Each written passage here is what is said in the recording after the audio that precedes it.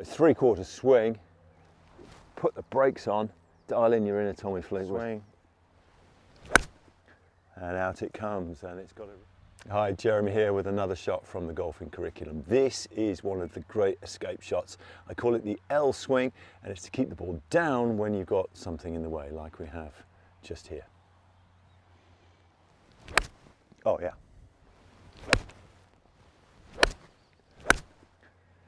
Now the low punch shot is one of the most versatile and important shots you could possibly learn. It's not that difficult, but it's a really great way to escape.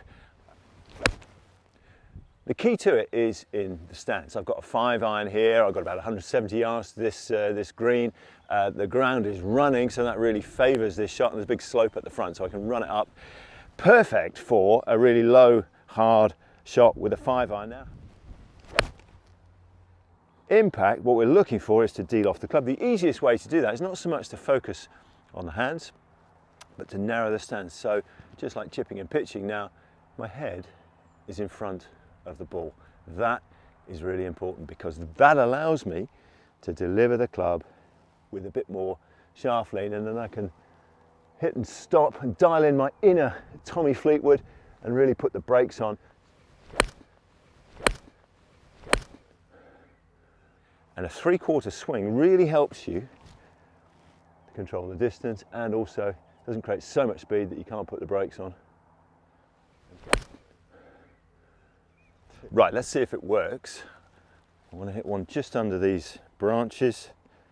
Narrow stance, weight a lot forward. Don't shift the weight either. One of the worst things you could do is shift to the trail foot.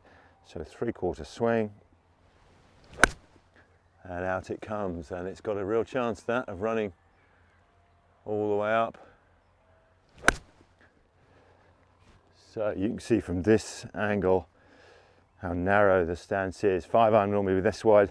Really narrow it up, lean into it, stay there, and then be quite aggressive. Hit and stop, hold it at 9 o'clock, and that is going to run beautifully up. Also notice in the follow through how I've leant forward, no moving back. You can really make a mess of this shot if you start moving your weight to the trail foot or move the head backwards as you strike the ball. You'll hit the ground. It's a terrible mistake, and also send the ball up. You'd be straight into the trees that you're trying to avoid in the first place.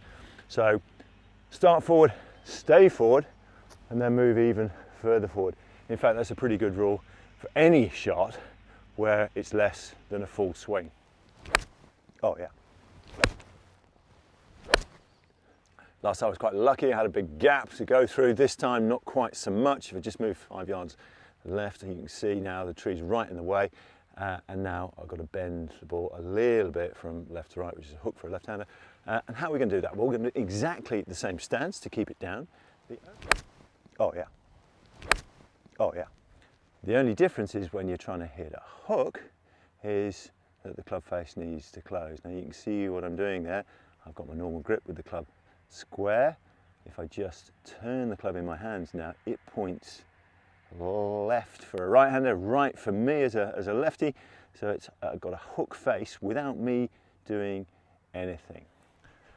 So foot line pointing to the edge of the green where I want the ball to start, and the club face pointing where I want the ball to finish. Then swing on the line of my feet. That's pretty key.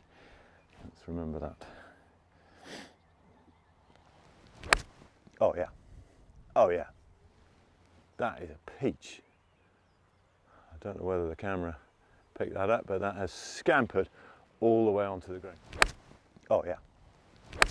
Oh yeah. And you really get the toe leading through the ball so that you get that hook spin. If you're used to slicing the ball, this would be a great drill for you as well. Yeah, close face and let the toe lead the heel at impact. That way, like a top spinner in tennis, you'll get a nice draw spin. So, oh yeah. Right, now the other one, the fade. How do we do that? Well, wouldn't surprise you probably to know, we're going to grip the club normally, turn the club in the hand, so now the club is open. Aim at the other side of the green and cut across the ball. So the release is this, like a slice in tennis. That way you'll get the spin, you get the movement, you can start it away from the hole and bring it back. So, club face at the flag, feet pointing to the edge of the green, lean forward, swing on the line of the feet. That's key for this as well, otherwise you won't get the spin, and stay forwards. Oh yeah, that's done well. Won't as well. The other thing is the fade won't quite go so far. You've opened the club face, increased the loft. So that one didn't quite get there. Good shot though. So maybe a 4-iron or even a 3-iron would be a better choice. So let's try again on the line of my feet. Coming back. Will it get there this time? Not quite. So the technique for this is not that complicated. The stance will enable you to keep the ball down. The low punch follow through will really help. You can use it with any club. With a sand wedge, it's a 50-yard pitch. Great instead of a full swing with a wedge. With a 9 or an 8-iron, you can dial it back a bit and be more precise. And obviously in this instance with a more straight face club as well. Oh yeah.